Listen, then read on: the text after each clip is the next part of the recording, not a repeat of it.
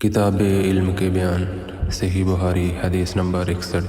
آپ صلی اللہ علیہ وآلہ وسلم نے فرمایا، درختوں میں ایک درخت ایسا ہے کہ اس کے پتے نہیں جھڑتے، اور مسلمان کی مثال اسی درخت کی سی ہے۔ بتاؤ وہ کون سا درخت ہے؟ یہ سن کر لوگوں کا خیال جنگل کے درختوں کی طرف دوڑا۔ عبداللہ رضی اللہ تعالیٰ عنہ نے کہا، میرے دل میں آیا کہ وہ کھجور کا درخت ہے، مگر میں اپنی کم سنی کی شرم سے نہ بولا۔ آخر صحابہ نے آپ صلی اللہ علیہ وآلہ وسلم سے ہی پوچھا کہ وہ کون سا درخت ہے؟ آپ صلی اللہ علیہ وسلم نے فرمایا، وہ کھجور کا درخت ہے۔ صحیح بخاری حدیث نمبر 62۔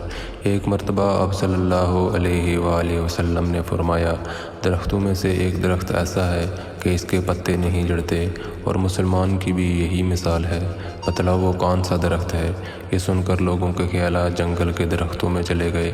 عبداللہ رضی اللہ تعالیٰ عنہ نے کہا کہ میرے دل میں آیا کہ بتلا دوں کہ وہ کھجور کا درخت ہے، لیکن وہاں بہت سے بزرگ موجود تھے، اس لیے مجھ کو شرم آئی۔ آخر صحابہ نے عرض کیا، یا رسول اللہ، آپ صلی اللہ علیہ وسلم ہی بیان فرما دیجئے۔ آپ صلی اللہ علیہ وسلم نے بتلایا کہ وہ کھجور کا درخت ہے۔